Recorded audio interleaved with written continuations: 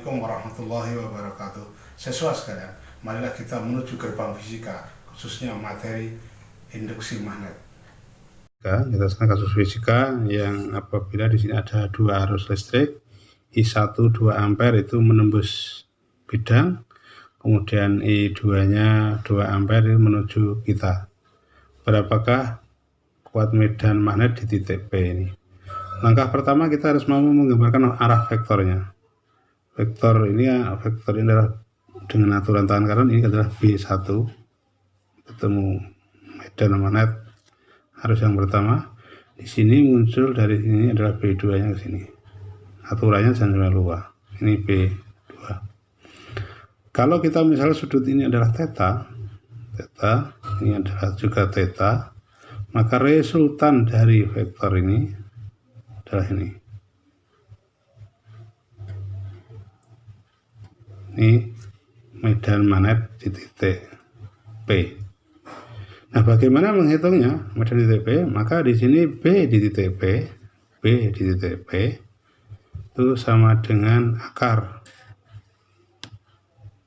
dari B1 kuadrat tambah B2 kuadrat ditambah 2B1 B2 cos. Sudutnya kalau melihat gambar adalah 180 dikurangi 2 theta. Untuk menyelesaikannya kita harus tahu aturan ini, maka kita mendapatkan ini adalah akar dari B1 kuadrat ditambah B2 kuadrat, ini ditambah 2B1 B2 cos 180 adalah sama dengan min cos 2 theta. Nah, kita lanjutkan. Maka di sini kita akan mendapatkan akar B1 kuadrat ditambah B2 kuadrat min 2B1 B2 cos 2 theta. Karena itu arusnya sama, jaraknya juga sama, maka kita bisa menentukan dulu besar dari B itu sendiri. B1 sama dengan B2, karena arusnya sama, maka sama dengan mu0 I per 2 pi A. Nah, kalau ini kita misalkan X saja, X, maka kita mendapatkan B di titik P sama dengan akar X kuadrat ditambah X kuadrat ditambah dikurangi X, 2 kali X kalikan lagi X cos itu 1 min 2 sin kuadrat theta, sehingga kita mendapatkan persamaan akar dari 2x kuadrat min 2x kuadrat 1 min 2 sin kuadrat theta. Ya, kita bisa keluarkan di sini X akar dari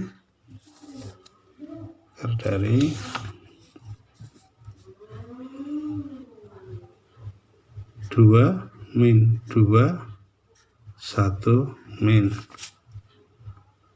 2 sin theta. Kalau melihat gambar itu adalah 3/5 kuadrat, berarti 3/5 kuadrat, sehingga kita mendapatkan nilai X ini, sama dengan 2 dikurangi 2 1 min 39 18/25.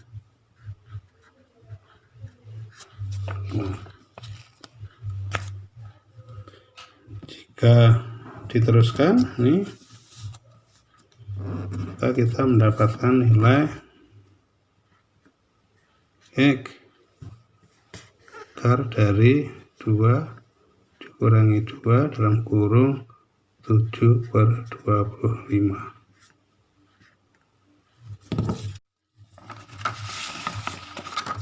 Teruskan, maka B di titik P dan akar dari 2 dikurangi 14/25.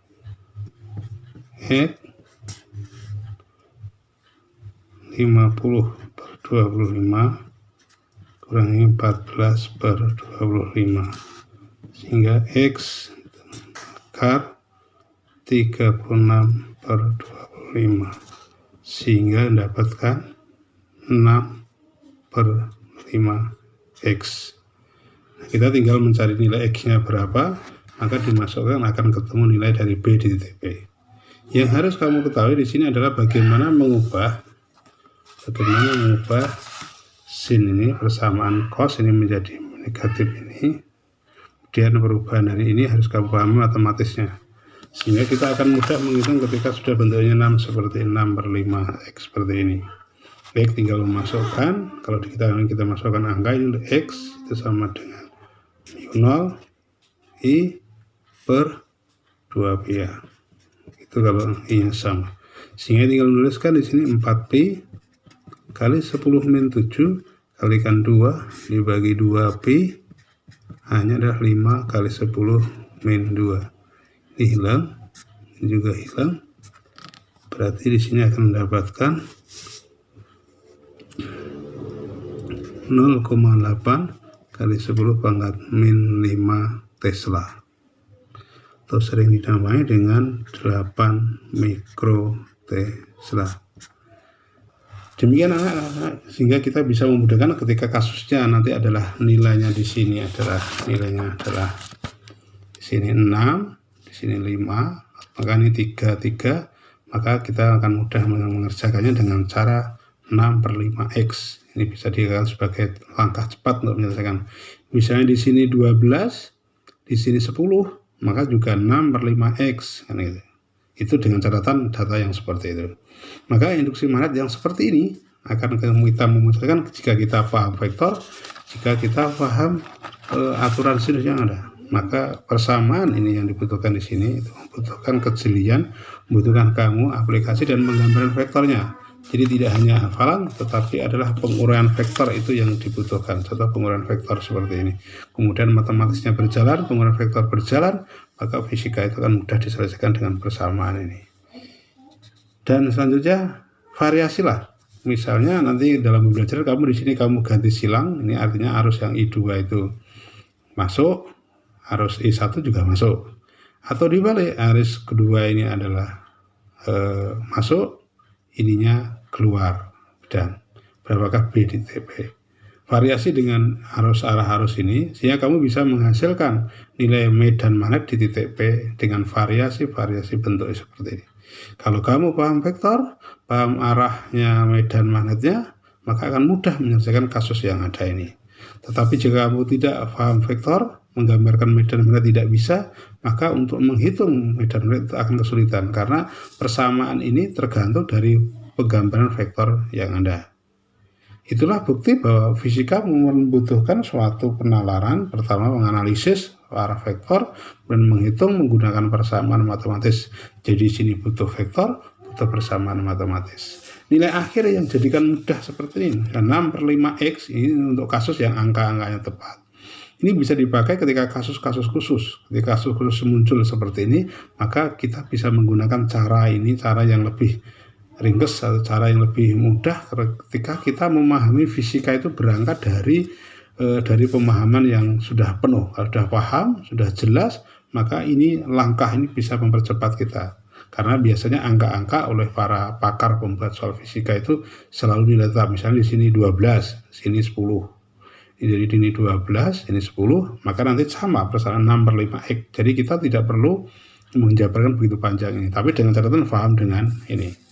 Jelas siswaku sekalian, Inilah contoh suatu kasus persoalan soal Hertz yang kaitannya dengan kuat medan magnet. Ini kuat medan magnet, jadi B, medan atau induksi magnet pada suatu titik dengan tidak pada satu garis. Oke, terima kasih. Salam fisika. Assalamualaikum warahmatullahi wabarakatuh. Demikian penjelasan materi induksi magnet yang cukup lengkap. Apabila masih belum jelas, silahkan menghubungi nomor saya.